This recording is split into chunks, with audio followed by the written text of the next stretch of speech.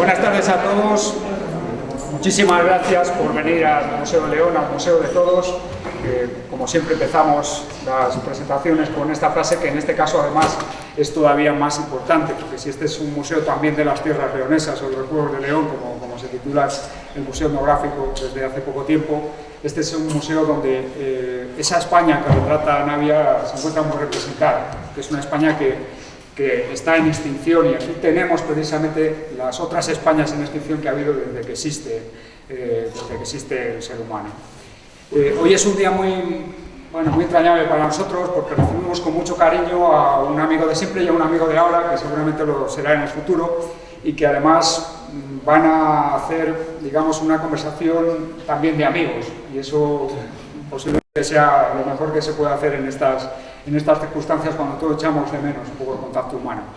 No voy a presentar ni a José Manuel Navia, que es uno de los fotógrafos más conocidos de este país, con una trayectoria que seguramente está a golpe de cualquier clic en el teléfono, ni tampoco a Fulgencio, que también le ocurre lo mismo, pero además pues le tenemos día a día, tanto en los papeles, como diría él, como en la calle, en cualquier situación, ¿no? Sí que es verdad que me llama la atención la complementariedad, ¿no? Esa especie de bifrontismo que hay con ellos dos aquí para hablar del tema que nos ocupa. Son un poco como el yin y el yang. Uno se ha ocupado de la imaginería de la España interior, me gusta mucho ese nombre que emplea Navia, y el otro se ha ocupado del relato. Es la narración y la imagen que ilustra la narración, y las palabras y las imágenes no valen 1000 o 2000, como se suele decir, sino que son complementarias y al mismo tiempo hablan de lo mismo de formas diferentes. Y también lo hacen desde una perspectiva muy complementaria, insisto, perdón por la redundancia, porque Fulgencio tiene una perspectiva sedentaria, pero mira el mundo desde el mismo punto, porque es consciente de que el centro del mundo está donde uno escoge estar, del lugar en el que fija como atalaya para interpretar lo que nos sucede. Y Navia es una persona nómada, nos da una perspectiva itinerante, nos da una perspectiva viajera. De hecho, esta no es una exposición de León ni de Castilla y León, es una exposición de un territorio muchas veces indefinido, pero que él llega a definir con la pincelada de su cámara. Por eso creo que el hecho de que ellos dos hayan coincidido hoy aquí no es ninguna coincidencia. Y en ese sentido espero que disfrutemos mucho. Y también, para cerrar, quería deciros que disculpéis por las medidas restrictivas que nos han hecho tener un aforo con esta dispersión geográfica, casi parece un mapa de la España interior, ¿no? La forma en la que nos hemos distribuido. Pero hemos tenido mala suerte, porque a partir del lunes estas medidas restrictivas se acaban, pero nos debemos a la normativa y a las imposiciones que el coronavirus nos dicta cada día. Pero para luchar un poco contra ello, la conversación se va a grabar y se va a disponer, en cuanto esté editada, para todos los que lo deseen, gratuitamente, tanto en la página del Canal Cultura de la Junta de Castilla y León como en la web de Acción Cultural Española. Por lo tanto, tanto quienes no han venido, y os ruego que se lo digáis, o no han podido entrar a estar hoy aquí, como vosotros, si queréis regodearos todavía más en el asunto, pues podéis hacerlo en muy breves días. Nada más, muchísimas gracias a todos por estar aquí y gracias a ellos por acompañarnos.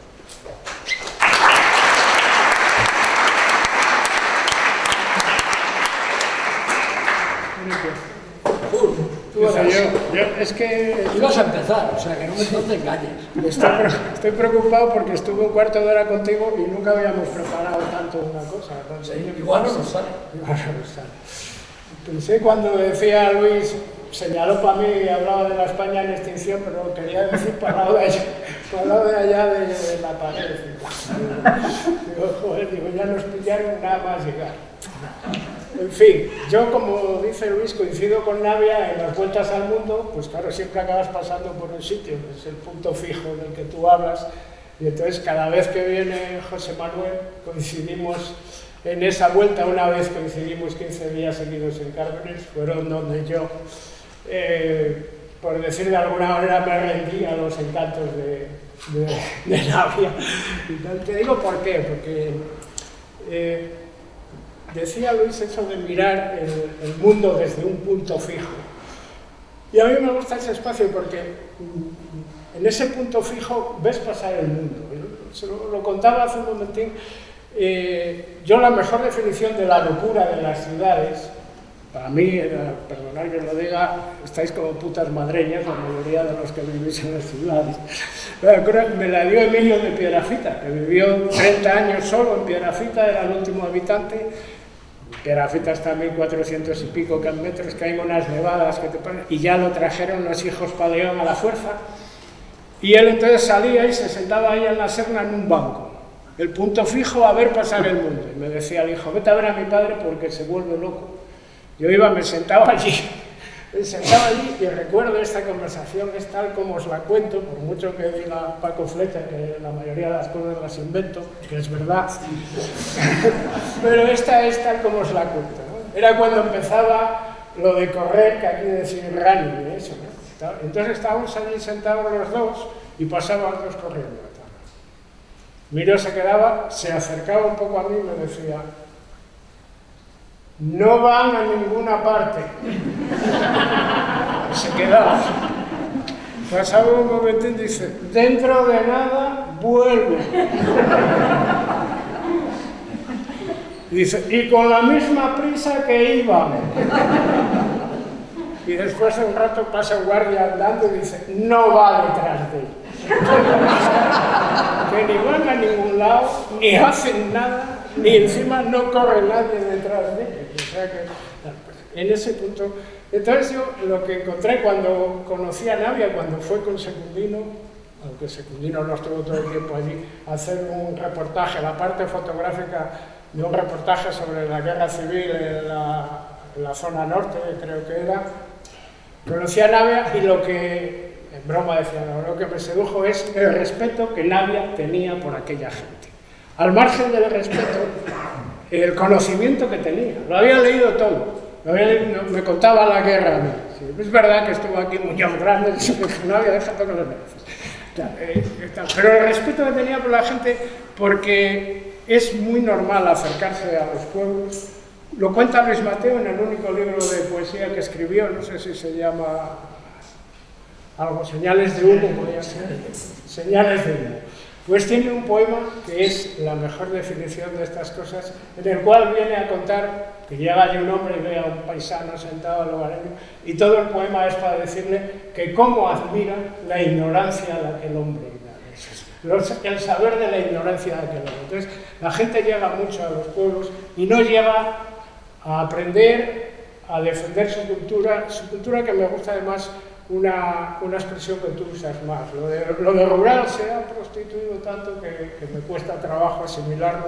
Me gusta lo de cultura campesina, es de lo que somos gente del campo, ¿no? La prueba del desprecio hacia la cultura campesina es que cuando últimamente lo único que se le ha apuntado es un partido que se llama Ciudadanos. Me acuerdo que una vez que estaba aquí en un acto y me dijo uno de Ciudadanos, ¿a ti qué te parece? Y yo, pues es que como no es para mí la cosa, vosotros sabréis ese tema, cómo lo lleváis, habla con los tuyos y después ya, cuando hagas el campesino, pues vas a verme a mí, y cuando hagas el trenero vas a hacer Ciudadano, vosotros sabréis por dónde va este asunto, ¿no? Que creo que significa mucho más de lo que parece, ¿no? La falta de respeto y de no asimilación de esa cultura, sino de invasión con la tuya, que es la buena, la de la tele, sin darte cuenta que el primer crimen de la humanidad moderna del cambio rural es cuando al paisano y a la mujer que contaba bien historias, al que hablaban los filandones y en la cantina, al que te contaba la historia del ojalatero o de la primera radio, lo sustituyó la tele. Sustituyó la tele y recuerdo uno de los mejores contadores que había, que era Enrique Zapico, que decía, quita eso porque dice, no sé esta tele, pero en la de mi mujer no salen más que patibularios. Entonces, en ese cambio, en esa falta de respeto, era lo que no tenía nadie. O sea, Navia se acercaba a la gente, escuchaba y le emocionaba lo que le contaba. Y pasó la prueba del algodón, la primera, cuando lo llevas a casa de Juanita. Por cierto, la mejor definición del mundo rural, o no puede haber una mejor, es la foto de Navia, que estuvo en Foto España, de la hermana de Juanita, de Argelia, pelando una patata. Si el mundo rural no está ahí, no está en ninguna parte. puede estar en la lluvia amarilla y en esa foto. Pero llegó con ese respeto y ni siquiera se vino abajo cuando Juanita le preparó una de las suyas y Navia se aguantó. Digo, eres el primero que no te vienes abajo. Pero Juanita llegaba, por ejemplo.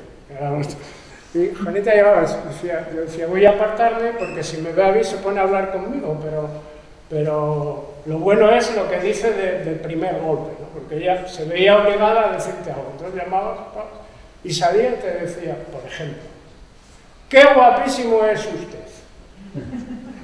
Y pasaba otro por la calle y decía, no como ese que tiene la cabeza completamente cuadrada como los alemanes.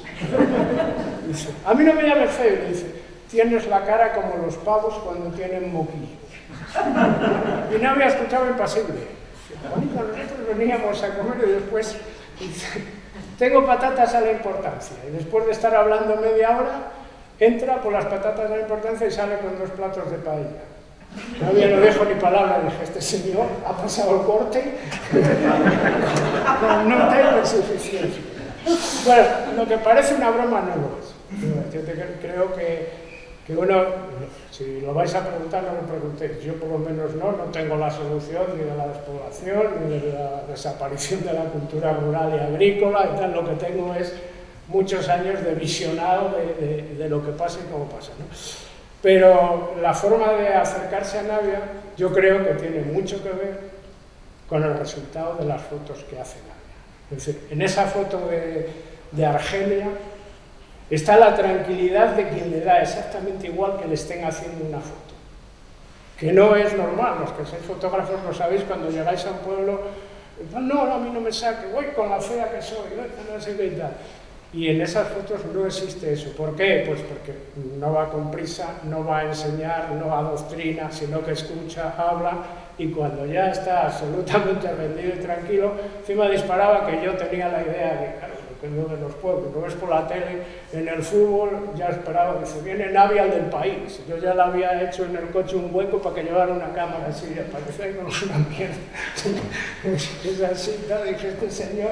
Y pum, pum, disparaba. Y, joder, cuando ves el reportaje, cuando ves los reportajes, cuando ves la exposición, a mí me parece que al margen de ese sello, de esas cosas, esa forma, esas fotos que están firmadas sin que ponga Navia en ninguna esquina, solo pueden ser suyas, al margen de eso ves una tranquilidad, una naturalidad de la gente que a mí me parece tan difícil de conseguir como ese sello de identidad que les das a tus fotos y que tú ahora di que es mentira, que a mí me da igual. No, yo no. Líbreme Dios de decir que es mentira. No, verás, a mí me encanta cómo lo cuentas, bueno, me encanta siempre, me encanta oírte, porque él habla mucho del tema del...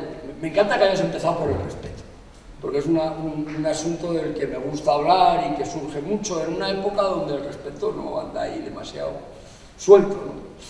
Y me gusta porque al final es genial, porque yo de quien he aprendido esas cosas es de gente como tú. Y claro, ahora es un peligro lo de las charlas entre amigos, porque va a parecer que nos ponemos aquí a echarnos flores, encima con el tiempo que llevamos sin vernos, pues más. La primera prueba de amor, lo hablábamos antes, pero sobre todo es que de las personas que me conocéis, que sois unos cuantos en la sala, unas cuantas, varios habéis venido a decirme, joder, te tiene que querer mucho Fulgencio para que haya aceptado salir del pueblo y venir a León. Entonces, bueno, algo de verdad tiene que haber. Sí, algo de verdad. Te digo solo una anécdota y te dejo seguir. Dila. He venido a verte a ti más veces que a la redacción del periódico. No me cago en tu... Lo único que sé es que me han quitado el ordenador. Es decir, habrá que darle utilidad a las cosas. Bueno, pues... Y fijaros que él ha empezado contando lo de mi presencia en Cármenes, haciendo, creo que está por aquí Secundino, ahora mismo no le veo, ahí está, y que escribió un texto fantástico precisamente sobre, efectivamente, sobre la guerra civil en Cármenes y en la montaña, en el entorno de Cármenes, eso es un pueblo masacrado por ambos lados, que es un poco el resumen de la historia de España, que si no eran los unos, eran los otros, ¿no? Como decía Unamuno, los unos con H. y fue un placer poder fotografiar para ese trabajo y sobre todo conocerte a ti. Teníamos un poco la mosca cojonera de Julio que decía, yo no os quiero molestar, pero todos los días llamaba y venía y iba y tal. Pero bueno, fue un verdadero placer. Y insisto en lo del respeto porque me vais a permitir, intentando seguir la estela de Fulgencio, que no es fácil en absoluto y sé que fracasaré de antemano, pero me vais a permitir contar una anécdota, ya que has empezado tú así y así no nos venimos por las alturas, una anécdota de ese trabajo que eso sí que es respeto. O sea que para mí hay varios, podría poner ejemplos mientras hacía el trabajo de Almatierra, que luego si surgen hablaremos, pero voy a contar una anécdota que Secundino os acordará, que fue fantástico. Cuando hicimos el reportaje, para mí fue un reportaje importante, del que luego he utilizado fotografías para algunos de mis libros más queridos, ¿no? Y me acuerdo que efectivamente a mí me importa mucho la documentación, como podéis ver los que veis la exposición, cuido mucho los pies de foto, las citas, bueno, todo este rollo textual, ¿no? Pero para mí ya sabéis que entre la palabra y la imagen, como muy bien ha dicho Luis, hay ahora dirían los modernos, un maridaje, pero lo que hay es una relación muy profunda de hermandad, se encuentran muy bien, son dos lenguajes que se encuentran y se gustan mucho, ¿no? Cuando están juntos. Pero en ese reportaje metí una gamba tremenda y está bien empezar por reconocerlo y tú ya sabes de lo que voy a hablar, porque te veo la sonrisa. Y es que a la hora de elaborar los pies de foto, me imagino que anduvimos un poco apresurados, en esa época estaba yo muy vinculado, sigo, pero mucho menos al País Semanal, y metí en una ¿cómo se llamaba esta mujer? A la que fotografié, la del pie de foto de... ¿Sabes lo que voy a...? Socorro. ¿Eh? Socorro. Sí, una señora del pueblo que me abrió las puertas, como tanta gente, ¿no?, que es tan generosa. Entré en su casa, tenía una cocina maravillosa. La mujer me contó su vida, yo tomé notas y había matado a su marido en la guerra, con lo cual, aparte del interés plástico y personal que tenía para mí, es que entraba de lleno en nuestro reportaje.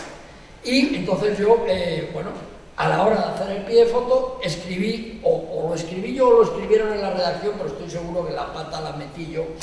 Dije que su marido fue asesinado en la guerra por el ejército de los sublevados, por el ejército franquista.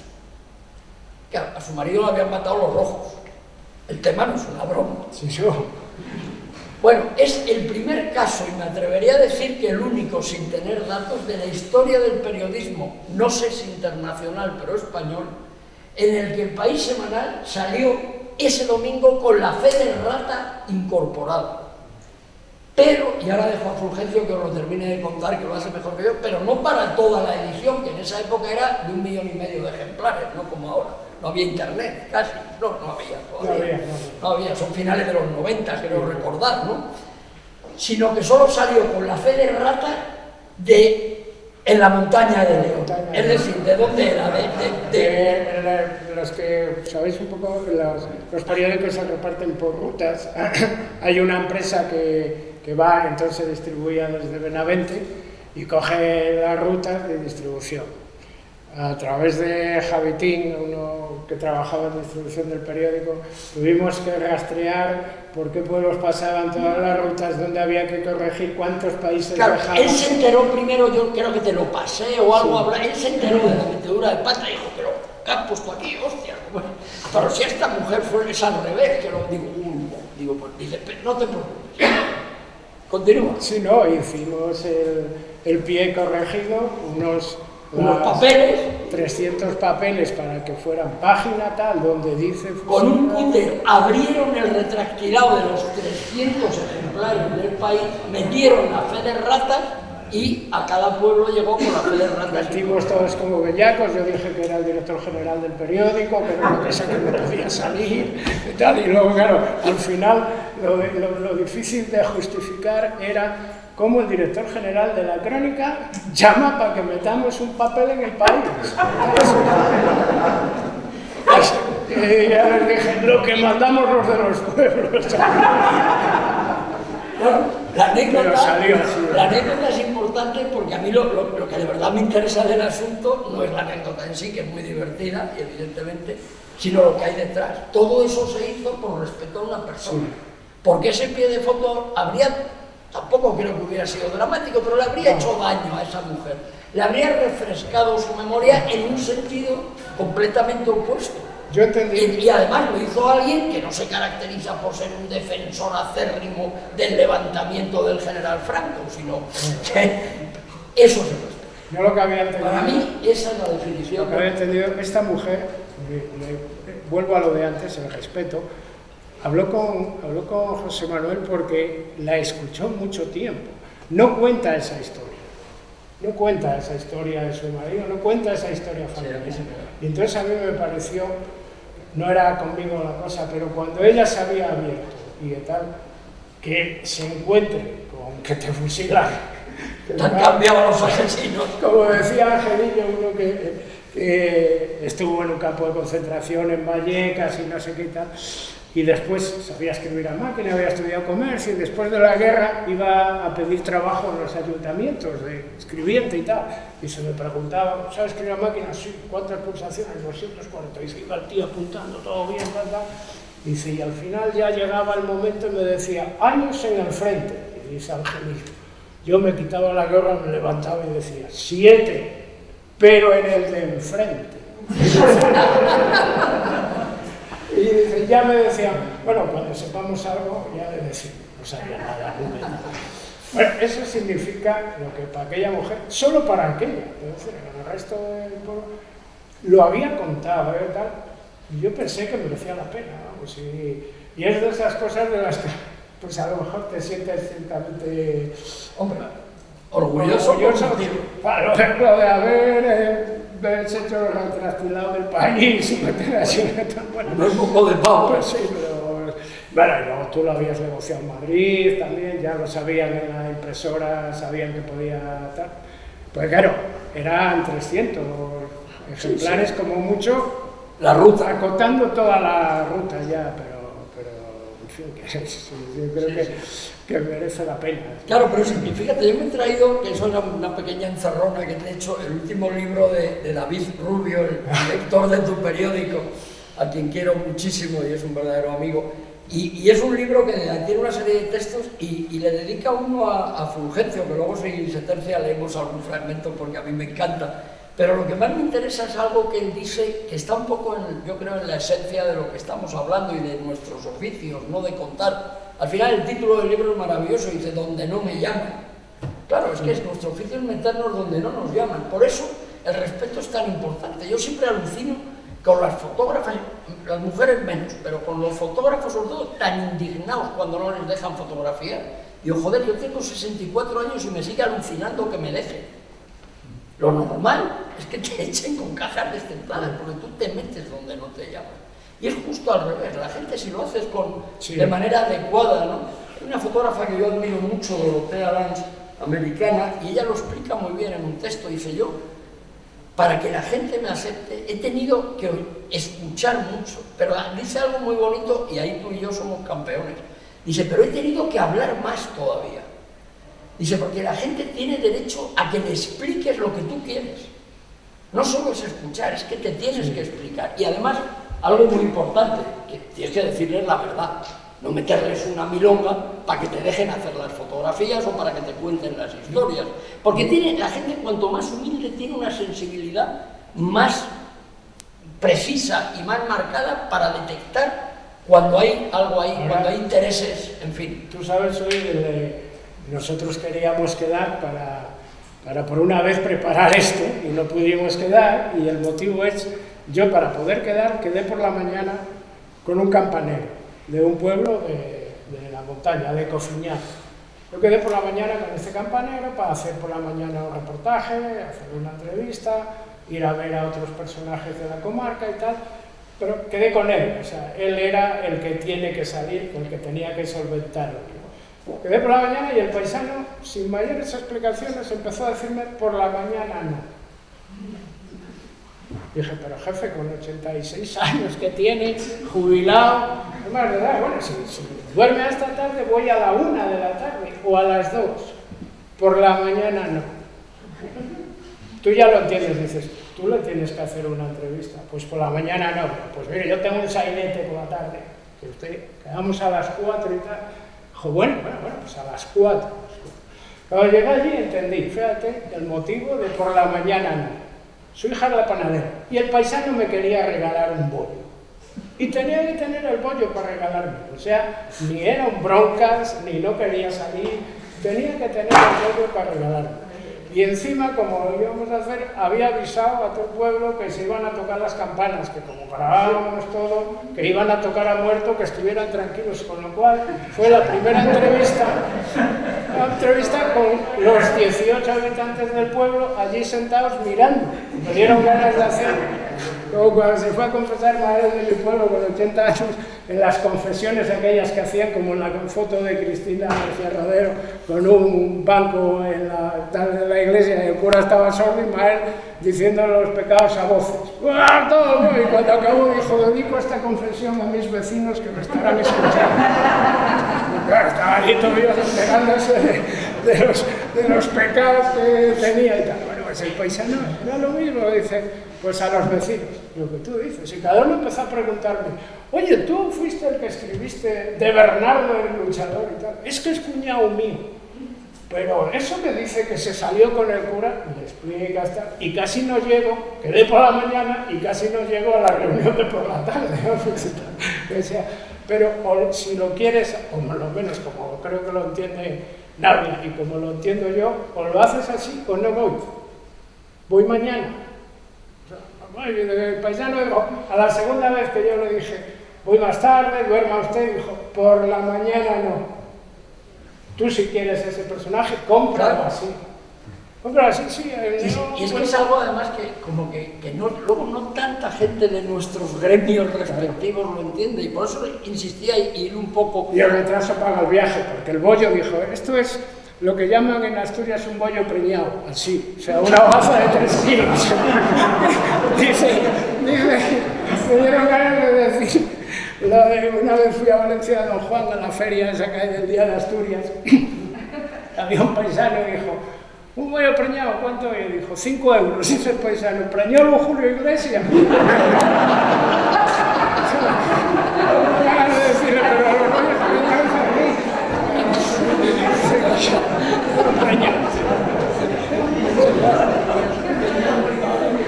Pues yo hilándolo con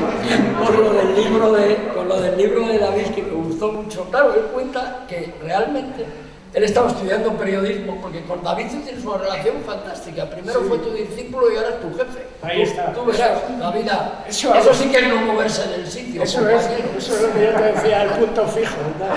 Bueno, pues una vez, antes de que dijo David, le preguntaron eso. Era una mesa redonda en el Museo de Saber, y yo les dije, estoy aquí muy contento.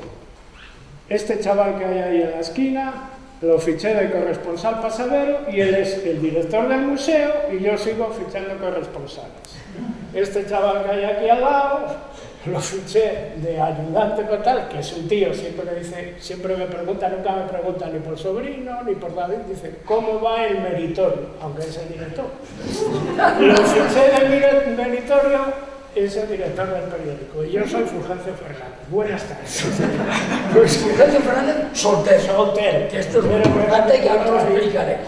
Pero yendo a lo anterior, claro, dice David, yo me formé, o sea, yo estaba estudiando periodismo, pero los veranos me iba de meritorio con Fulgencio Fernández a hacer las crónicas de los corros de lucha.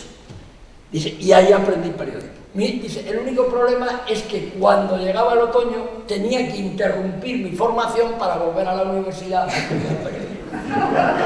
Me parece fantástico. O sea, esa es la tesis que sucede. El primer corro aprendió el respeto, porque escribió una crónica, ¿verdad? Y al día siguiente el padre del luchador, de un luchador que entendió que no lo había puesto muy bien, dijo, voy a arar la tierra con los dientes tuyos. Con tus huevos. Al luchador le llamaban el oso. El padre era Mamaocha.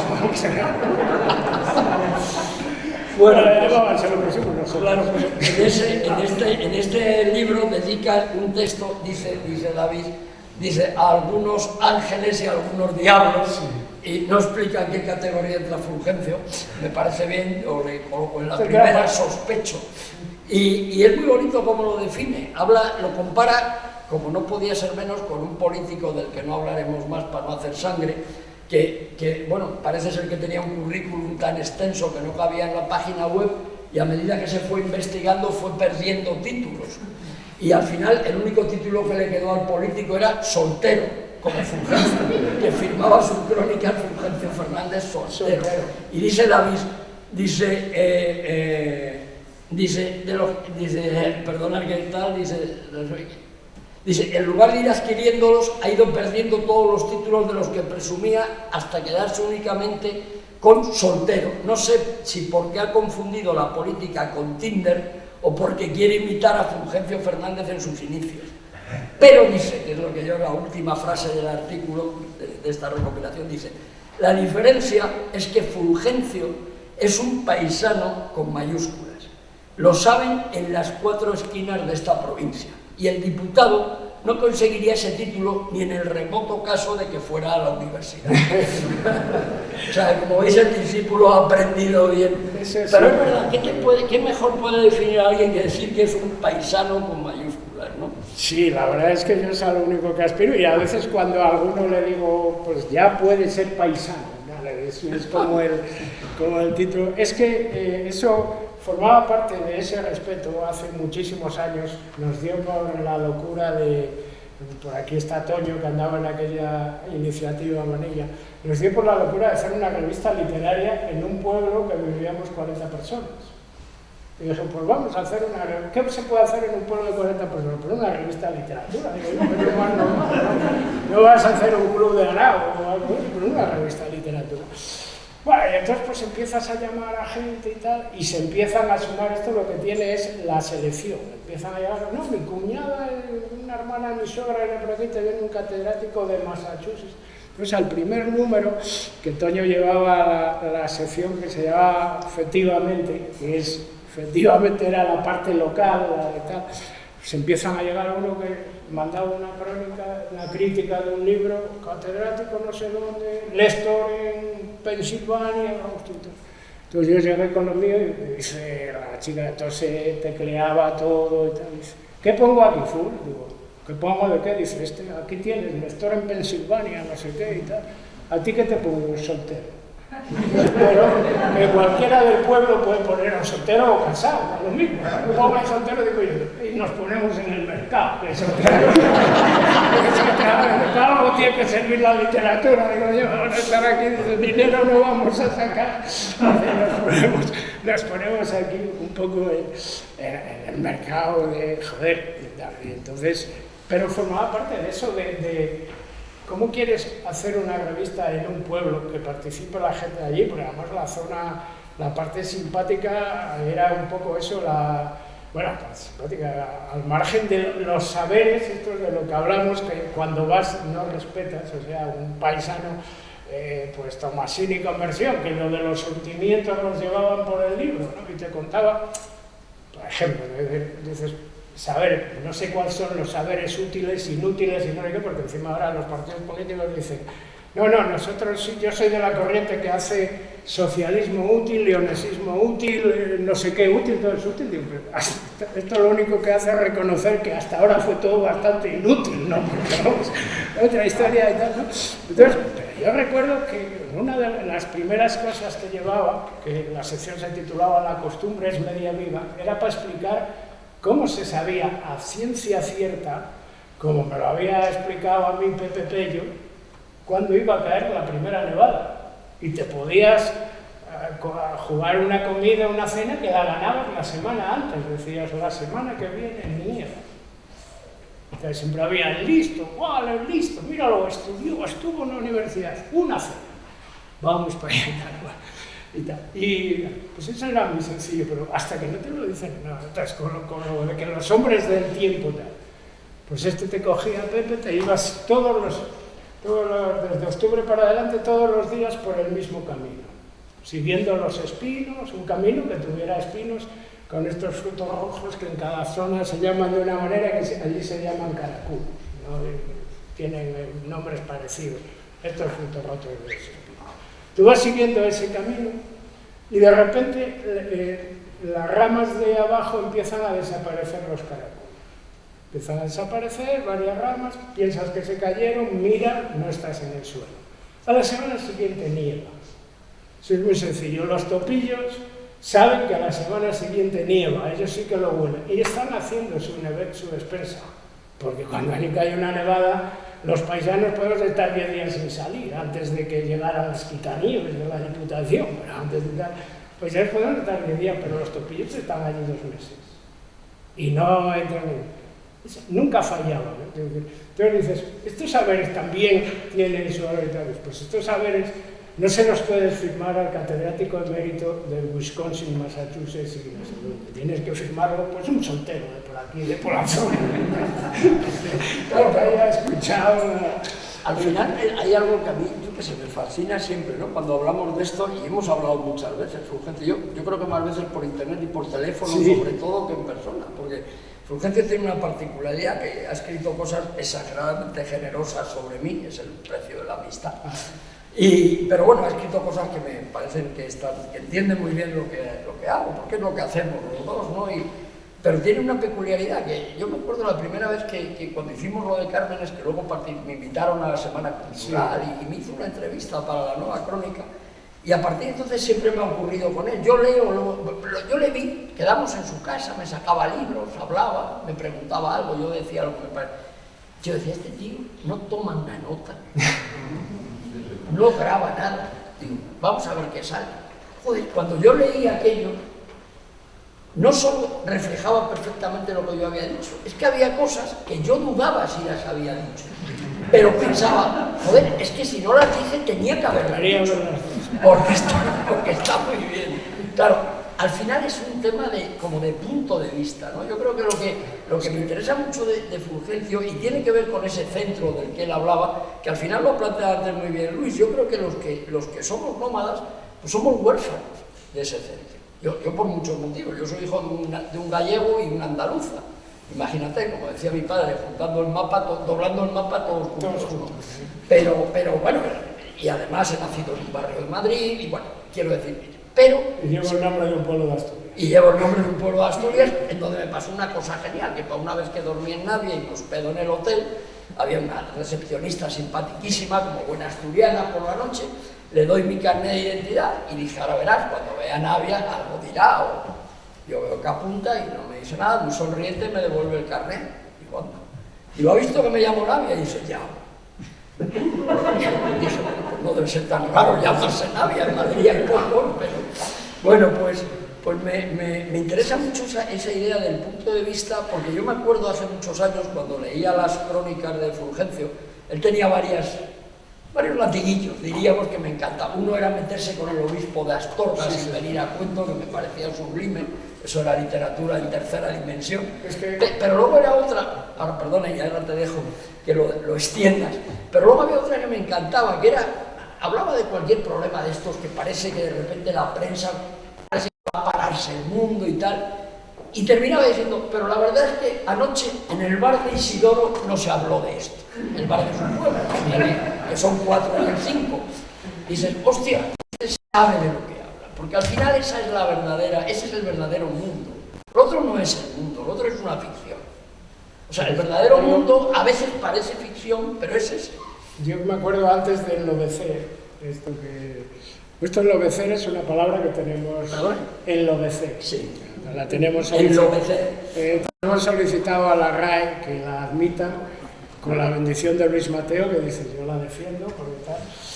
Enlovecer es el autor, el creador de la palabra es Enrique Zapico jugando al tute. Está jugando al tute él con roles, tal. Y el tute en estos pueblos es sagrado, o sea, llevas la cuenta, los triunfos, los tantos que llevas tú, los del contrario, tal, ¿no? Entonces, si llegas a 65 ya ganaste, ¿no? Entonces Enrique Zapico jugaba, daba toda la cuenta y cuando llegaba a 65 se relajaba, cerraba y decía, ¿qué habrá sido? Me acuerdo una vez cuando él tenía ya 90 y pico años, fumaba mucho y tal, cierra y dice, ¿qué habrá sido de aquel médico que me quitó de fumar? Sabía que se había muerto. Y él entonces estaba allí, llegó a 65, cerró. Las frases que decía cuando cerraba, creía en gafas. Él había gente que cuando veía que lo miraba se ponía como eran gafas, y había gafas que eran paisanos con nombres y apellidos, y el cubo, fuera quien fuera. Se estaba jugando a las 5 de la tarde, cerraba las cartas porque ya había hecho 65, miraba para el reloj, las 5:20, decía, pues don Alejandro, que fue un cura que estuvo 40 años, toda la vida de Dios, a las 5 decía el rosario. A ver si marchaba ya. Entonces cerró las cartas, dijo una sentencia, abrió y salió de las otras copas. Sale, acaba el juego, ya habían ganado, y el compañero Lores le dijo, eres lo más tonto, ¿de qué salí yo? De copas, Lores. Me vuelves la copa, las hacemos todas, no hacen. Y dice este, estás absolutamente enloquecido. Ya hemos ganado, ¿qué más quieres? Dice, eres como los lobos, el único animal que mata y no come. No sé, dice, pues esto igual, matar y no, ni para comer. Dice, estamos enloquecidos. Qué bonito. Dijo un día Mateo, dijo, merece estar porque no está en la academia. Pues yo, que decía, antes de enloquecer en estas historias, bajaba, había una reunión, tengo en la crónica vieja, tengo 2 faltas muy graves por no acudir a la reunión. El director dijo, a la próxima, falta muy grave, ¿vale? Entonces, cuando venía ya hasta que cambiaran de director, me acuerdo que un día que me mosqué mucho, dije, mira, me tienes hasta los cojones, te voy a hacer una cosa que es impepinable. He visto 6 directores, voy a ver 7, pase lo que pase. Clásico del 7, entonces bajaba aquella reunión, claro, lo típico, ponías ahí, el ayuntamiento ha aprobado una subida de tasa, y llegabas allí y decías, no se habla de otra cosa, y dije, pues no sé dónde tomasteis café, en Matueca. De esto no se decía nada. De esto no se decía nada. Es más, el Matueca, os voy a decir lo que decía el de Matueca, que es la mejor definición de la falta de ilusión del leonés por el futuro y tal. Dice que estaba el paisano, en Matueca había un paisano, siempre un paisano con boina, que estaba con el periódico y pasaba páginas para adelante y para atrás, pero no leía nada, él estaba atento. Avionando, me decía, estaba avionando. Y entonces me acuerdo que llegó un viajante, un día que llovía, y llega un viajante a dejar no sé qué, dice, joder, cómo llueve. Estas conversaciones de ascensor, que la respuesta siempre es otra conversación de manual, y le dice el del bar, bueno, hombre, el agua siempre es buena. El paisano, sin levantar la cabeza, dice, si fuera buena, iba a caer aquí por el forro de los cojones. Dices, no, leonés, más absoluto y tal. Pues eso, el periódico parece igual, parece que todo el mundo es el despacho del alcalde. De lo que se habla en el despacho del alcalde solo se habla allí. Fuera allí, sin embargo, yo qué sé, yo recuerdo El País por los 90, lo tengo por casa, ¿verdad? Pero lo guardé para cuando salgan estos temas ponerlo allí. Hizo a final de año una especie de encuesta sobre el reportaje que más había, la noticia, reportaje, lo que fuera, que más había impactado a los lectores. ¿Sabes lo que era? Un perro que había venido desde Bélgica siguiendo a los dueños a Gijón, pero con una diferencia abismal. De este perro sí se hablaba del bar de Matueca, de este sí. Ahora, del otro perro que tiene despacho, se la suda, ¿no? Creo que el mirar el mundo desde esos sitios te da, a mí me da una perspectiva muy de que es noticia, puede ser lo que parece lo más simple. Por ejemplo, lo que hablabas antes de las entrevistas. Hay una leyenda urbana que pues, tiene su base real, que como digo estoy, que siempre si estuviera Julio la contaría, la vez que se encontró con una entrevista de 3 páginas que no me había concedido. Que luego aquello no se enfadó, pero se le pasó el cabreo o lo que fuera parecido, porque fue por la noche a tomar una copa al, ¿cómo se llamaba? El que estaba aquí al lado de la universidad, bueno, le paraba, lo sabe usted, por el cual... En la isla. En la isla, fue a tomar una copa, estaba tomando una copa, pero otra, y dice, ¿qué te doy? Le dice el camarero, está usted invitado. Sí, y esto dice, el señor de la esquina. Claro, el señor de la esquina fue Julio. Claro, Julio, muy amable, fue a ver al señor de la esquina y dijo, oye, gracias por la copa y tal, ¿por qué me invitas? Y dice el señor de la esquina, por lo que dices hoy de mí en el periódico.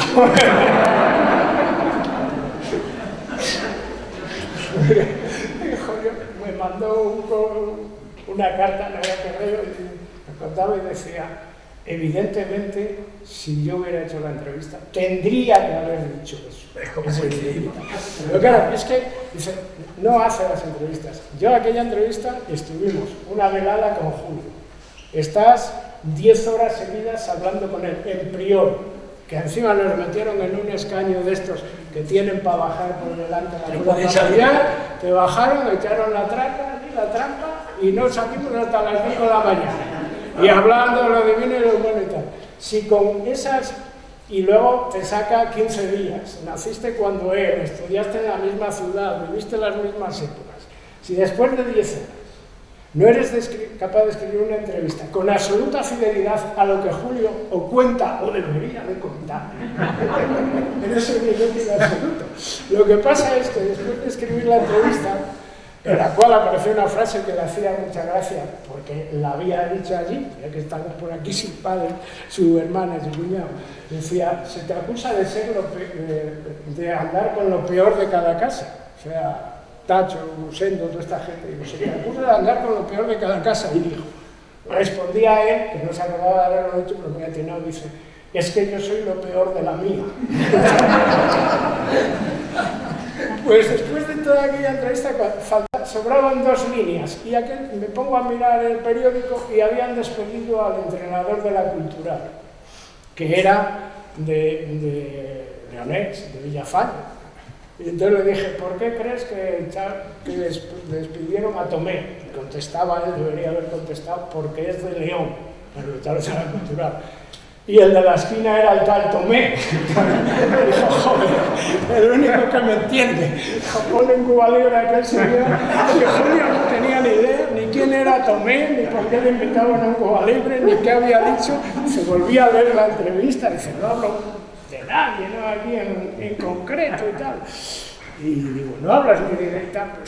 Y, bueno, ya, antes recordábamos de ese trabajo en Carmen, es una cosa que tiene que ver. Yo no sé lo que contaría aquí el profesor Fernández de mí, solo sé que cuando llevaba 2 o 3 días por la noche, pasé por delante del famoso bar de Isidoro como un alma en pena, que es como vamos los fotógrafos por la calle, y oí decir, ese es el que va por ahí.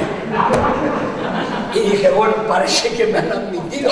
Era el momento de salir y apedrearme, o echarme. Te hice una captación benevolente. Ese es el que va por ahí. Yo en ese sentido soy muy de la doctrina Juanita.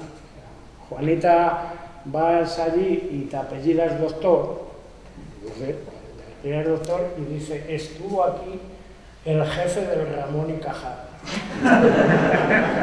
Si vas con un camión de la Diputación, eres el dueño de todas las carreteras.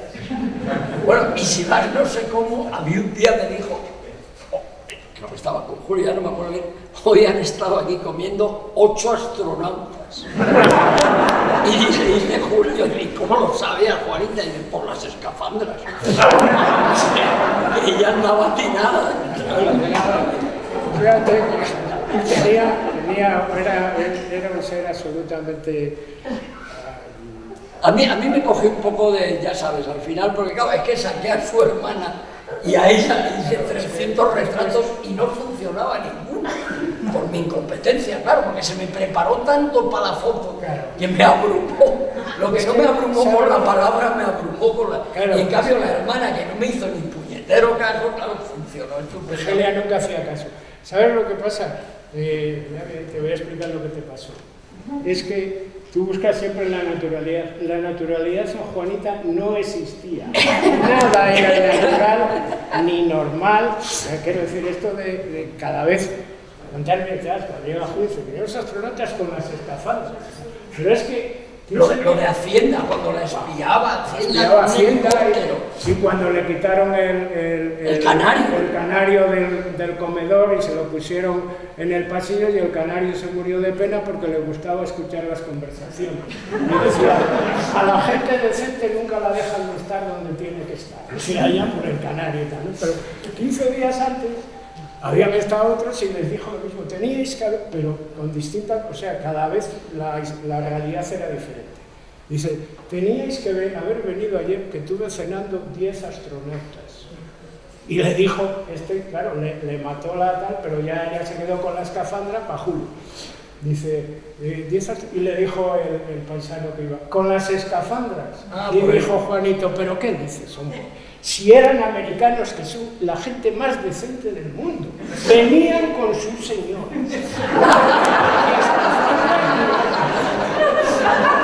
Nada me llevaban escafandras a casa, Juanito. Siempre pasaba algo con él. Pero una vez vi con Guerra, sí, andaba por allí cuando aquella época que andaba con escoltas y tal, y de vez en cuando decía, hostia, si pasáramos una semana en Carmen y tal, que no está allá, vamos a comer a donde Juanita. Y en Pontedo, que es donde ya tiene la fonda, no se ve ninguna televisión y les habían puesto una especie de antena en la que solo entraba el canal internacional de televisión española. Entonces llegamos a cenar y Juanita solo ponía el parte. Ella ponía a las 9, daban las noticias y apagaba. Llegamos, eran las 9 y puso. Y sale un tío y dice, buenas noches España. Y dice ¿dónde hostias estamos?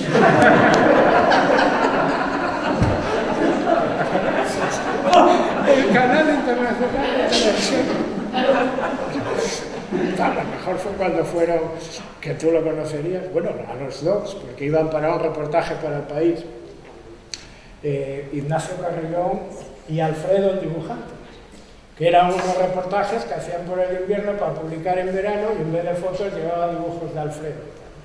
Y eran reportajes, se llamaba La España Interior. Entonces, iban a un sitio, el origen de esto que está, iban a un sitio y hacían un reportaje en febrero o marzo, con el pueblo vacío tal, y Julio le dijo a Ignacio que me llamara.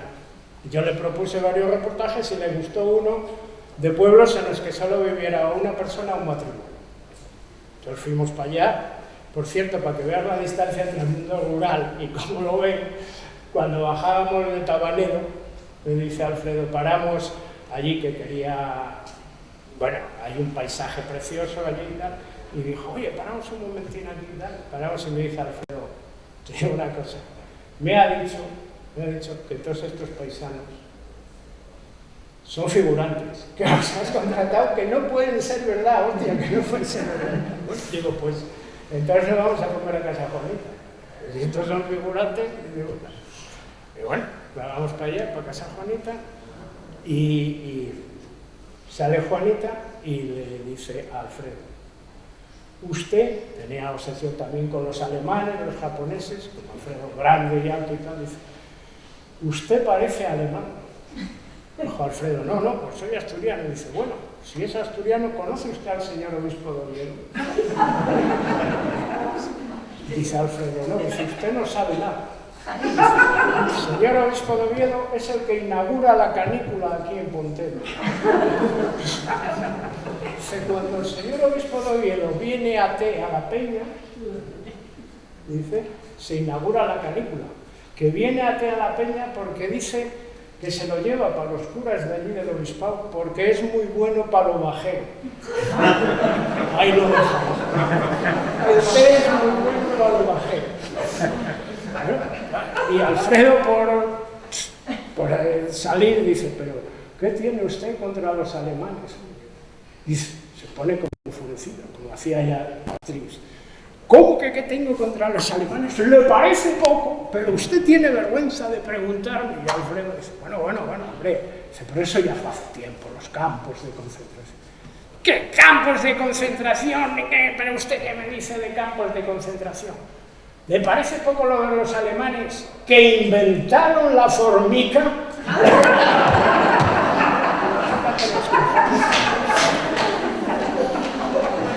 Dijo Alfredo, fulminante. Fulminante, no hay más que hablar. Estos alemanes me hago ahora anti-alemán. Luego dicen que no tenemos el mejor oficio del mundo. Solo el hecho de poder ir por el mundo, de conocer a esta gente, es una barbaridad. Es increíble, yo llevo los años que llevo... Pues tú tenías ahí muchas cosas apuntadas. ¿Sí? No, es la libreta que traía, la saqué para impresionar. Si quieres te cuento, Edile García le ganó la final a Alicia Gutiérrez. Edile es de Puentamuey, del juego de lucha femenina de Boca de Huerga. Que ahora estuve hablando antes con Aitana, está el Baltu pegando fuerte en Asturias. O sea, en nada es lo que... El mundo de la lucha leonesa, que yo a veces defendía, y David quiso hacerlo, y dije, bueno, vamos a dejarlo. Yo lo de incluirlo en la cultura, el mundo de la lucha leonesa es la mejor red de informantes que puedes tener en esta provincia. Al margen de que son unos personajes que son... Es un deporte que sale del pueblo, es decir, sale de la gente, ¿no? Gente que se entrenaba yendo a meter la hierba. Metía la hierba tal, y volvía, iba a luchar. Y entonces ahí encuentras historias de todo, pero historias absolutamente desde el Jandrón, el forzudo de Acevedo, que para mostrar lo fuerte que era, se empeñó que sujetaba a él la viga del cumbrial de la iglesia cuando iban a poner el tejado y cayó reventado. De Jandrón hasta Miguelín, que era de Acevedo, y es el mejor contador de historias que yo conocí. O sea, era un tipo de unas frases, decía Miguelín, estuvo a Barcelona, dijo que se acabé de chofer de una banda de delincuentes porque llevaba un R8 amarillo, dice que era un coche que pitaba mucho, y dice, entonces me contrataron de chofer.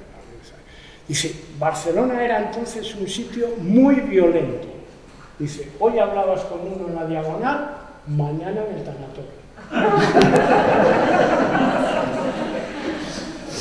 Se contaba, bueno, que Belín tiene 1000, otra vez que le hicieron alto esto, y dice, no, lo cogí con el R8, como la paja, y empecé a pensar, este cabrón me quiere atracar. Este me quiere atracar. Entonces, empecé a pensar, tal, yo llevaba la navaja, paré y le dije, vamos a mear. Dijo todo, bueno, yo no tengo, vamos a mear. Se salió, se puso delante, dice, claro, tenía vergüenza, se puso delante, fui por detrás con la navaja, dije, quieto ahí, que esto es un secuestro. Lo metí para el coche, y empecé a mirar para él, palideció, dije, no tiene pinta de delincuente. Sácalo de los bolsos, dice, traía 7 pesetas. Y un corta uñas, dije, no va a ser. Cerré la navaja y dije, esto no era un secuestro. Dice, oye, es igual, no me cogió color hasta Medina.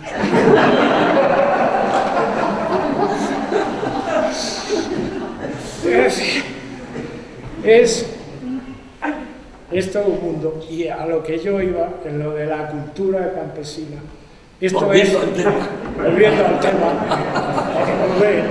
No, es que esto es lo que hemos despreciado. No, pero mira, antes te contaba un detalle que me ha ocurrido, lo veníamos hablando, me ha ocurrido ayer, ¿no? Venía con Marta y ojeando el país. Bueno, viene el típico artículo, como ahora es un tema por desgracia de moda, porque lo peor que puede ocurrir a veces de las cosas es que se hable mucho de ellas, ¿no? ¿Sabes? Sí. Aquello que decía Álvaro Mutis, que después de tantas generaciones de gente y de revolucionarios de uno y otro signo queriendo cambiar el mundo, podíamos hacer un pacto para estar unos buenos años sin que nadie haga nada más que su trabajo, que a lo mejor el mundo se arreglaba solo, ¿no? Pero ayer venía un artículo que parece que el Banco de España, que es una entidad pública, ha hecho un estudio de la distancia, que lo has visto, ¿no? Sí. De la distancia que hay, de la distancia que tienen los ciudadanos a los centros de primera necesidad. Por ejemplo, los médicos, supermercados, ahora te cuento una anécdota de los supermercados que descubrí con alma tierra, etcétera, ¿no?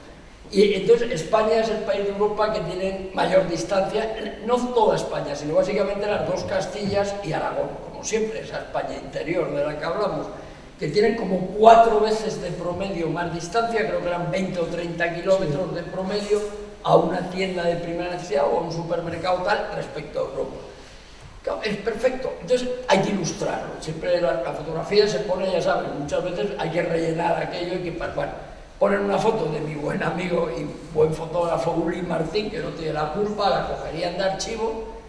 ¿Qué pueblo, que además aquí hay gente que lo conoce bien, eligen para ilustrar la noticia? Alcañices, el pueblo más grande de la comarca de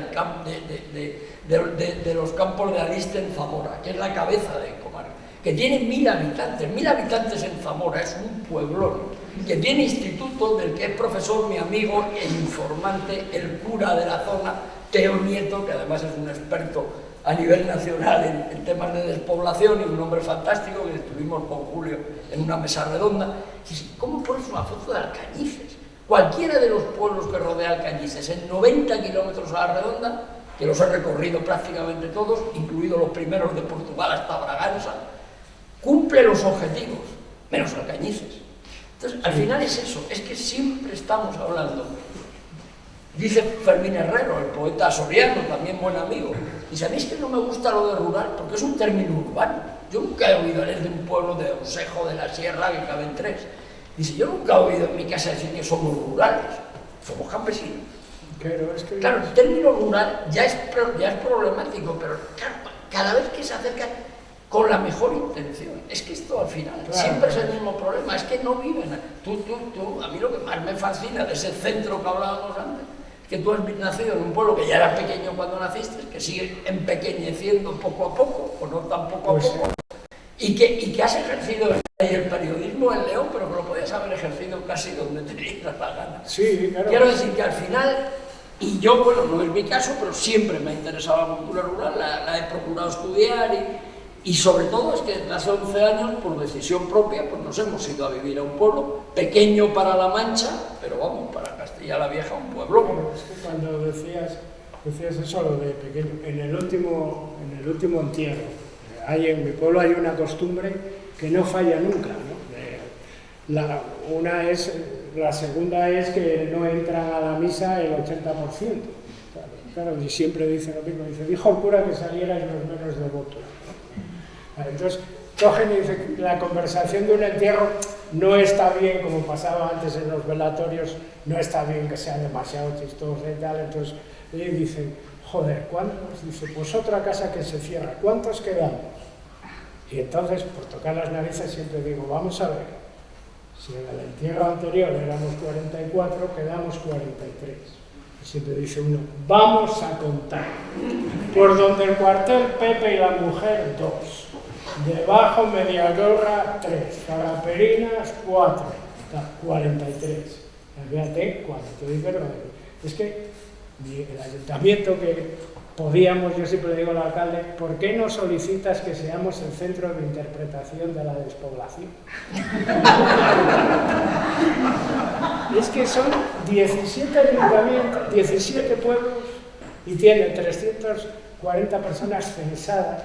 Reales 120, en 17 pueblos. Pasando frío, 120. Pasando frío, 120. Dice, como le decía al nieto de Emilio, que trabajaba en Asturias en la Consejería de Turismo y eso, pues como, claro, llegabas allí y decías, ¿qué tal? Dice, joder, baja el cierzo y hace frío y tal, y le decía al nieto, bueno, a ti te doy de alta de Centro de Interpretación del Clima y es una máquina de traer subvenciones de Europa.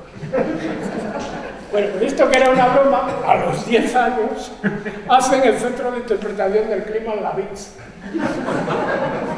Dices, bueno, hemos perdido la canción de Caraballero.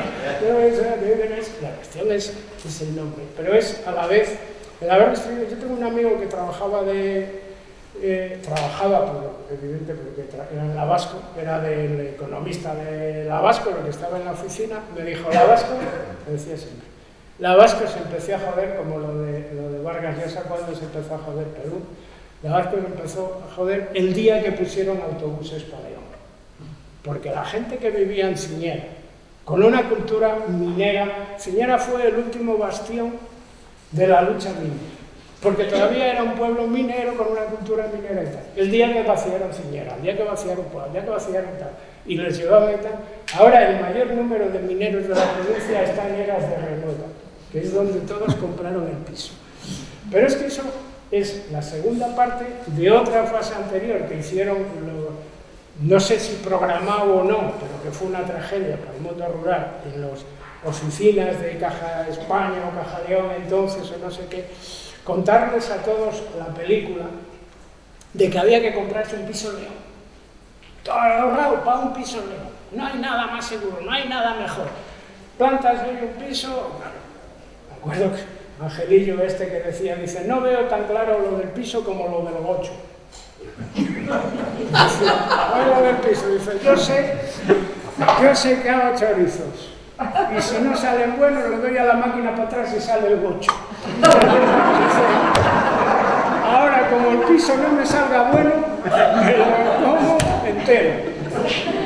Entonces, les convencieron de que se compraran un piso en León y eso lleva acarrea ahora mismo, y te lo puedo decir con nombres y apellidos, te diré los tipos, que se tienen que venir a pasar el invierno a León, porque si no sienten que han tirado la vida por la ventana, o sea, han estado estripando terrones, yendo a la mina, levantándose al amanecer de albañiles, no sé qué, toda la puta vida para tener un piso en León y ahora te quedas en el pueblo. Así. Pero vienen a León y están todos juntos en la bolera de San Mamés, los de mi pueblo, los del condado en la bolera del polígono 10, los de no sé qué en la bolera de aquí, todos juntos. Hay unos que los disolvieron en la pandemia, todos los de la zona de mi pueblo, Villanueva, no sé qué, tenían el parlamento aquí donde la Diputación, en la Plaza de las Palomas, se sentaban todos ahí. No pases por ahí. Están toda la mañana, según te ven, para! Ingresaron a no sé quién, se separó la de Isidoro, oye, murió aquella mujer que vino por verano, cabrones, pero volver al pueblo, ¿qué más quisieran? ¿Qué más quisieran? Quieren y viven recorriendo sitios donde encuentran a sus vecinos. Y recordando.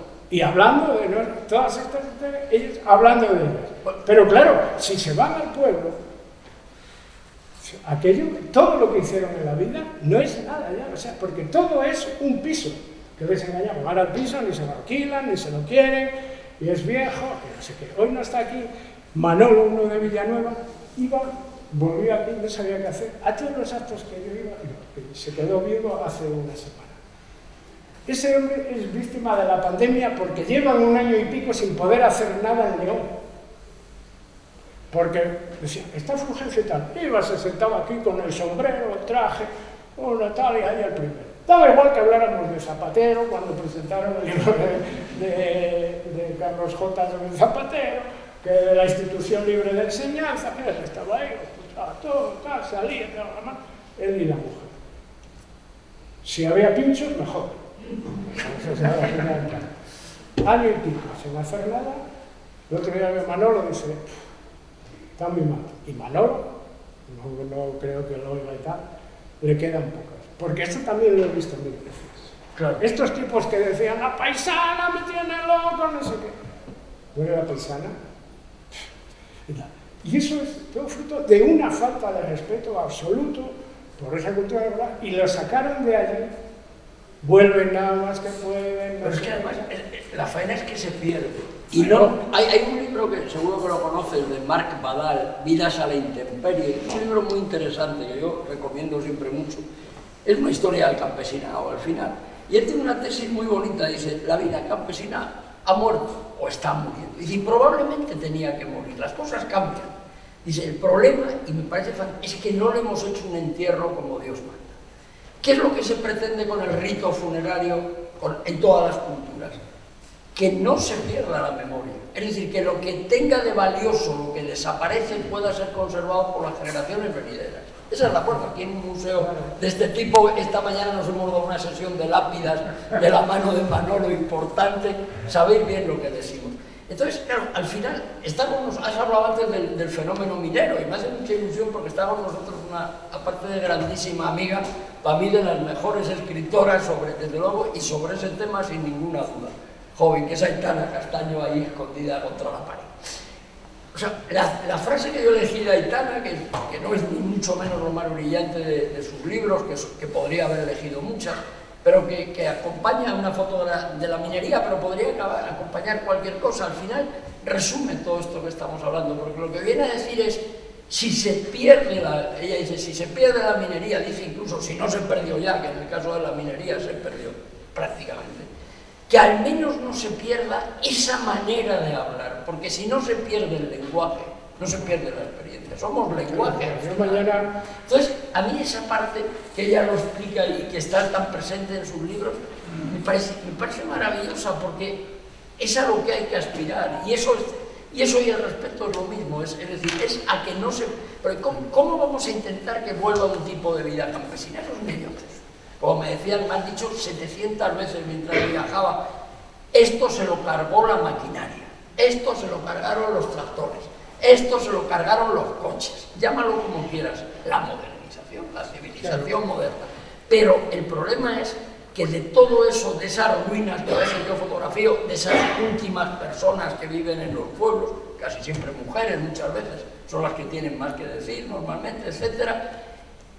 Ahí hay algo muy aprovechable. ¿Cómo no lo va a haber? Hay una verdadera cultura. Por eso, bueno, esta mañana, curiosamente, se produjo una polémica interesante, porque alguien utilizó la palabra, o sea, en vez de hablar de pobreza, habló de miseria. Y yo salté como un gato, que para eso soy madrileño, y dije, cuidado, no confundamos la pobreza con la miseria, ¿no? Hay una frase maravillosa de Camus, cuando dice, yo he conocido toda la pobreza del mundo cuando era niño, pero solo conocí la miseria la primera vez que visité los suburbios de París. Eso es entender las cosas. O sea, en el mundo campesino nunca ha habido miseria. Es una gran cultura, pero ha habido pobreza, ha habido de todo, ha habido depravación, como en todos lados. En mi casa decían, en todos los sitios cuecen habas, ¿no? Pero no ha habido ese tipo de miseria, porque no se corresponde. Entonces, ¿cómo no va a haber ahí unos aprendizajes que puedan sernos útiles? Para mí ahí está... Eso es a lo que yo quería ir a salvar. Yo no, ya decía antes que ni tengo soluciones ni nada, ni tengo claro que no es nuestra tarea. Que no sea un proceso normal la desaparición de la cultura campesina. Lo que no es normal es despreciar los valores de esto que estábamos hablando, entre otros, el del diálogo, la tranquilidad del campanero. ¿Te acuerdas la anécdota que te contaba del campanero? De somos o no somos. Resulta que el campanero dijo, voy a tocar a muerte. Tocaba un toque, otro toque, y después tocaba a Gloria. Y le dije, hostia, es un entierro y tal. Y me dijo, ¿somos o no somos? Dice, yo no creo. Si yo toco las campanas, me gusta, yo no creo. Pero si tú estás en un entierro, en una iglesia, créete lo que estás haciendo. Y si va para el cielo, tocamos a Gloria. Porque este murió de las penurias de esta tierra, pero se va para allá. Entonces, ¿somos o no somos? Y a lo que iba, y en esa cultura campesina que estamos despreciando, la minera, mira, yo mañana hay otro sainete en el Museo de Saberos, de Leoncio García, un ingeniero de minas, de largo recorrido, ya muy mayor, jubilado, ha publicado un libro que se llama Historias mineras y algo más. Claro, la pretensión es, él habla de muchos mineros y ahí está todas las palabras de la mina, porque esas palabras dentro de 4 días ya no tienen ningún sentido, ya no van a existir. Y no solo son las palabras, o sea, porque tú dices, te crees, con lo del poema de Mateo, la ignorancia del tal, pero tú podías estar en el bar el primer día que nevaba y los paisanos y las mujeres que estaban ahí, mujeres en el bar pocos, pero los paisanos, te hablaban de 7 palabras para definir la nieve, para definir exactamente lo que caía, porque no es lo mismo que caiga cellispa, que caiga un farrapo, que caiga un falapo, que caiga un copo, están hablando, y te habla del carro y dice 50 partes. Hay una cultura de conocimiento de las cosas. Y luego existe una cultura de solidaridad, que es a lo que yo digo. Nunca se pasa de la pobreza a la miseria porque no lo dejan. En los pueblos no hay miseria porque los pobres, yo di una charla una vez, el oficio de ser pobre. Los pobres en los pueblos nunca les faltó ni qué comer, ni dónde dormir, y todo era a cambio de una historia que contar. Y la solidaridad está en el gen, decía mi abuela siempre, mi abuela veía venir a los vecinos. Decía, abuela, vaya lío que traen. Y decía, no hay riña que soporte la primera nevada. O sea, nieva, se le hunde el tejado, hay que ir a levantar aquel tejado. Se le quema la casa, yo lo viví en primera persona hace nada. Y estaban allí todos. Y iniciaron no sé cuántas cosas. No existe porque existe una cultura de solidaridad y de cercanía con el enemigo, porque a veces no te hablas con el vecino, que también tiene una parte cabrona aquella, pero una parte cabrona que llega hasta la primera nevada, que tiene siempre. Y de ahí para adelante no se pasa. Por ejemplo, es lo que dice Teonito, es que el gran problema del neoliberalismo es el individualismo, es decir, se trata de generar individuos que se creen autosuficientes y no son nada. Están en manos de una serie de cosas que no vamos a analizar aquí, pero se rompe esa cadena de solidaridad que no era un valor romántico ni nada, era pura necesidad, es supervivencia. En las ventas viejas, en la venta de Getilo, yo todavía lo conocí, había una caja con un agujero en el que dejaba la gente cuando comían, en vez de propina, dejaba un dinero para cuando pasaba un pobre sacaban 6 euros, 30 pesetas y comía al pobre con el dinero de la caja que dejaba. Eso forma parte de la cultura del concejo de todas estas historias que se está acabando con ellas. Bueno, las hacenderas de las que hablabas tú antes. Las hacenderas, no se está acabando con unas cosas políticas, se está acabando con unas cosas culturales, se están despreciando y se están olvidando. Que esto tenía ese camino, pues claro, es que a veces también dicen, ha desaparecido la ganadería. No, en mi pueblo hay más vacas que en el 80, pero las tienen 2. Claro. Tienen 400 vacas. Que sí, que sí. Y antes pues cada uno tenía 7, 8. Cuando dices las cifras, puras cifras, la gente se sorprende. En España ahora mismo hay la mayor superficie explotada de la historia. 50 millones de hectáreas, en número redondo. A principios del siglo XX, en torno a 1900, había 47 millones de hectáreas, que es una época muy grande. Pero la diferencia es que con esos 47 millones de hectáreas, al principio del siglo XX, vivía el 78% de la población. Ahora, con 50 millones de hectáreas, vive el 2,4%. No, ¿qué dices? El 2 y pico, el 3%. Entonces, claro, no es un problema. Claro, ¿cómo no va a hacer falta el campo? ¿Cómo al revés? Y la naturaleza cada vez la explotamos más, así nos va. El problema es que se explota industrialmente. Y esa es la antítesis de la cultura de la cabra. Fui hace unas semanas a hacer un reportaje a Sagún. Y lo vamos a dejar porque me ha dicho Luis que si nos alargamos, el problema es para el trabajador. Eso nunca. Cuidado, ojo. Solo cuento esta y si quieren preguntar algo, lo que sea.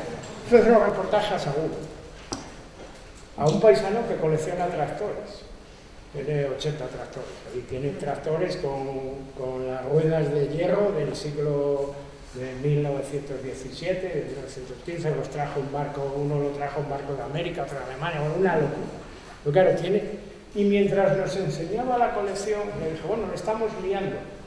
Y resulta que no, que el tractor que acaba de comprar lo había dejado en una finca, le había metido en el GPS o no sé dónde, el diseño de la finca. Y estaban arando solo. Y el tractor había cosechado toda la finca, no sé cuántas hectáreas. Y había acabado y había parado en el medio de la finca, estaba apagado y todo cosechado. Y el paisano enseñándonos la colección. Es decir, que ha cambiado, no sé, pero eso vive una persona. Ya vive una persona. Me acuerdo que una vez en un encuentro de estos y tal, un paisano que había sido agricultor, el típico lector de muchas cosas, nos puso un ejemplo que no se me ha olvidado nunca. Dijo, mira, era en el Colegio Rural de Gradeces, que yo creo que funcionó por los años 80, 90. Uno que había ido ayer en una charla. Y el paisano le dijo, mire, aquí lo que pasa es que antes había dice, ahora ustedes lo que quieren es traer un coche, ponerlo en la plaza, recién pintado, la hostia y tal, pero cuando levantas el capó no tiene motor. Si el coche es precioso, no tiene motor. Dice, es lo que nos estáis haciendo. Dice, que el turismo rural, que no sé qué, cada uno es una cosa, dice, pero que desaparezca el campo. Dice, no, porque antes los que vivían del campo, que es el motor. Y cada 10 agricultores había un bar, y cada 12 una tienda, y cada 15 el lechero, y cada no sé qué el otro. Eran pocos que daban de vivir a muchos. Claro, dice, pero quitas estos, los agricultores, o enciñar a los mineros, o no sé dónde, y dices, hay que seguir viviendo igual, sin el motor. Bueno, la casa llegó, el paisano, que era del Valle de la Virgen, la casa llegó, en un tiempo. Y eso que entonces empezaba, hoy es una realidad. Los pueblos no tienen motor. Entonces viene uno de turismo rural y yo hago la broma de que voy al ayuntamiento y digo, ¿cuándo sale la plaza del lugareño para hablar con la gente cuando pasa y explicar? Como hacía el pajarín en el bar de las Hoces, que ya sabía él y sin que le preguntaran decía, no, la cueva de Valporquero, 3 kilómetros a mano izquierda. Y aunque usted no lo crea, esto que había aquí era bueno, está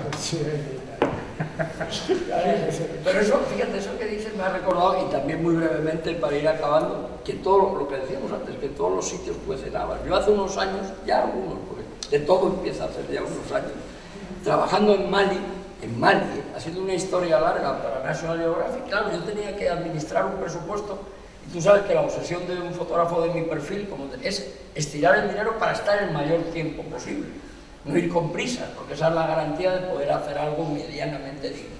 Me acuerdo estando en Mali, que ya hice mucha amistad con un chaval al que yo le pagaba a veces algo, que era un poco mi stringer local, el que me llevaba, me traía, me conseguía una camioneta para subir a no sé qué aldea, bueno, todas estas cosas. Se llamaba Sankun Sissoko.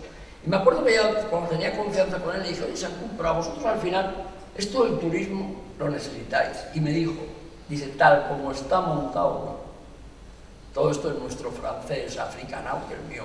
Yo en África soy capitán. En África soy capitán general, en Francia pincho, pero en África voy bien. Y me dice, no te equivoques, porque nosotros en realidad lo que nos viene bien es viajeros solitarios como tú. Dice, porque tú gastas poco, es verdad. Dice, pero das de comer poco a muchos, pero los grupos turísticos dan de comer mucho a uno. Al final es siempre lo mismo. Y me sorprende que la gente joven que es tan solidaria y tal, yo siempre le animo a que miren esto. Si lo que ellos gastan está dando de comer a pocos o a muchos. Porque si da de comer a Bill Gates, a Telefónica y a no sé qué, ahí está fallando algo. Ahí está fallando algo. Nos lo están vendiendo como que eso es un instrumento para no sé qué, pero de momento es un instrumento para enriquecer más a menos. Y esa es la antítesis. Por eso, ese es uno de los grandes aprendizajes de esa cultura y de esa solidaridad de la que hablábamos, ¿no? Para mí. El otro día estuve en Río, que hay una tienda antigua y el que lo lleva ya es de la 4ª generación y me contaba, dice, acabo de decirle a uno, dice, claro, me viene ahora no sé qué, que un chisme de sal y no sé qué, dijo, lo pides por Amazon. Dice, no lo he visto aquí, lleva aquí años, dice, no lo he visto nunca. Y hoy a las 10 de la noche tal, me dice que, pues el típico que vive en la tienda, oye, baja, me das una chisma de sal, dice, no, pídela por Amazon. Es decir, que la convivencia, volvemos a lo mismo, la convivencia, la solidaridad, no sé qué, eso es lo que se está destruyendo y eso es lo irrecuperable. La gente, pues, yo qué sé, si es que tampoco, no sé si como vivís siempre en el pueblo le vamos a contar y andamos por los 40, no sienten la necesidad de... Y a mí me alucina hablar con la gente que vive sola, porque vas con esa cultura de que te acaben diciendo lo mal que lo pasa. Y es que no se quieren ir para ningún lado. Es lo de Antonia, la mujer esta cuando dice, yo quiero seguir en el pueblo porque aquí todo me habla. Eso es literatura. Y ya acabamos con esto. Cuando fue Ignacio Carrión, no se me olvida, porque es que además es un personaje. Fuimos a Tabanera, que vivía solo Robles, un minero asturiano que se jubiló, vino ahí, compró 4 ovejas y 2 mastines, no, 2 ovejas y 4 mastines. Y vivía ahí y tal, y el paisano era el tío más feliz del mundo. Los mastines estaban en el monte y en la puerta de casa puso un letrero: cuidado con los mastines. Y no entraba nadie. Y de hecho Ignacio Carrelló, ya lo sabía, entraba así: no entraba. Joder, que yo estoy de los perros y tal, y el paisano arriba, escojonándose. Entonces llega el paisano, y el paisano tiene una característica: es que tú le hablas y él se acerca y está siempre mirándote a los ojos. Y a todo lo que le dices, él está diciendo: sí. Entonces llega Ignacio con la batería de preguntas y dice: ¿entonces usted vive solo? Sí. Y aquí yo soy, sí. Y oye los lobos por la noche, sí. Y las ovejas las comen, sí. Y cuando ya no sabía qué más que preguntar, pues solo decía sí. Dice Ignacio: no sé, bien, muchas gracias, dice Robles. ¿Acabó? Dice Ignacio: sí, dice. Pues no tiene usted ni puta idea. No. No tengo miedo, no me bajan los lobos, no me han comido las ovejas, no me aburro, no tengo televisión, no la quiero comprar, no oscurece demasiado pronto, vivo como Dios, no me toquen más los ojos.